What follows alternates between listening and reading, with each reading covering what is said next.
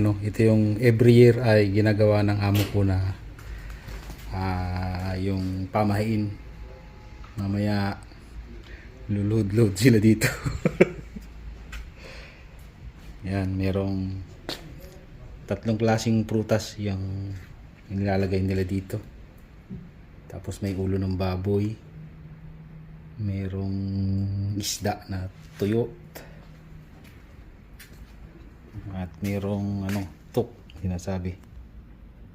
Yan. Mamaya dadating na yung amo ko kasama yung ibang matatas na may katungkulan dito sa company.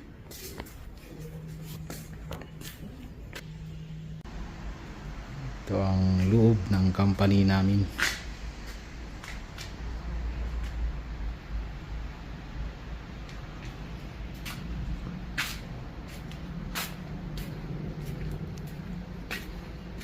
Itong repair, magpapalit ng diode, magpapalit ng PCB, magpapalit ng motor. Tapos dito naman kami nagka-calibrate. Itong pwesto ng calibrate. Busy ngayon, maraming dumating na new product ito. Bagong product na dumating.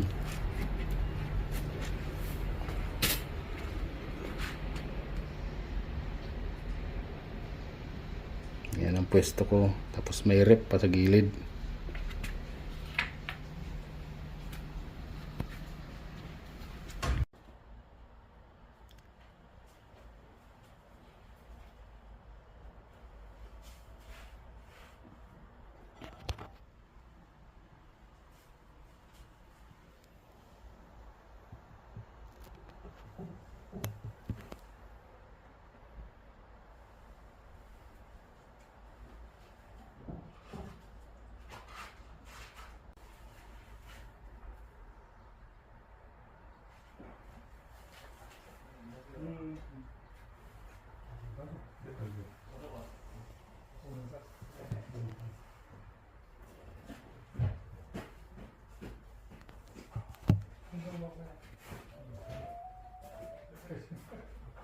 Ito na mga kabayan, yung ginamit kanina sa ritual ng boss ko at binigay nga sa amin yung dalawang ulo ng baboy. Tag-isa kami nung kasama kong Pinoy dito.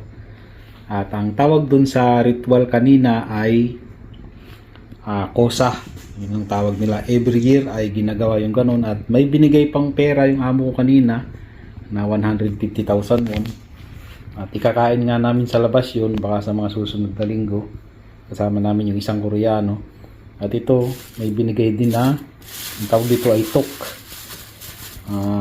Ayan, may red beans.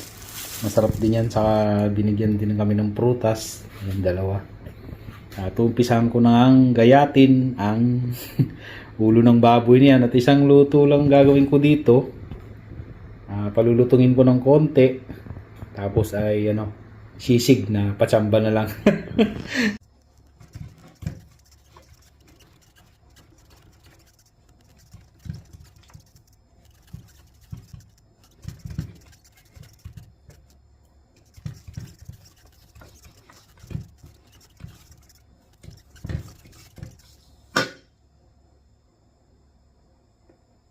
Nahiwa ko na at papalutong-lutungin ko lang siya. Pag yung nag-brown na siya, yung medyo malutong-lutong na at nakatulo na yung ibang mantika, mataba kasi ay gagayat-gayatin na ulit ng maliliit para pang pang sisig. Kinalang ko na sa aming masagupsal.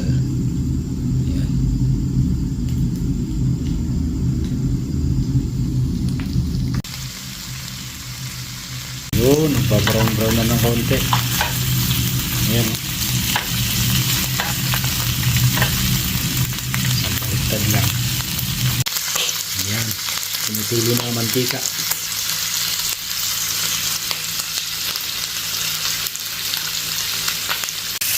Pinapalamig ko lang. Tapos mamaya ay gagawin ko na. Maliliit. Nahiwa-hiwa ko na.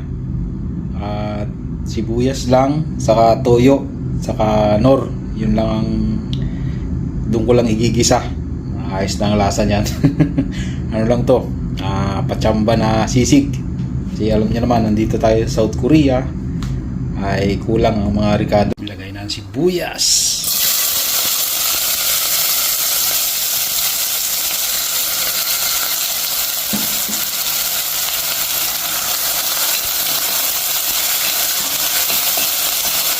Lagyan ng konting pamintang durog. Yan. Haluin. Tapos isusunod ko na ang ginayat na pisngi ng baboy. Ilalagay ko na ang pisngi ng baboy.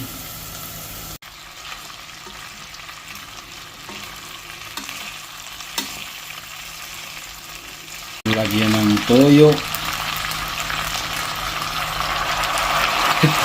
Parang adobo nalabas dito. Konti at lalagyan natin ng nor. Ito talaga yung pampalasa dyan.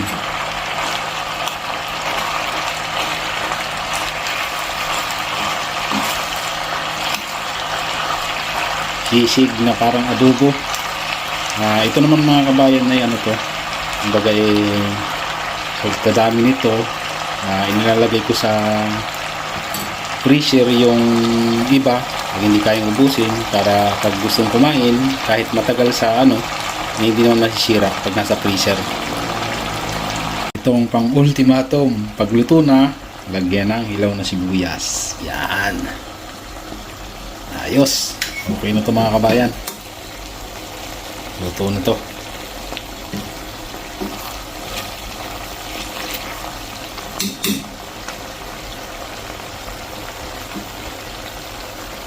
Kain tayo mga kabayan, ito luto na.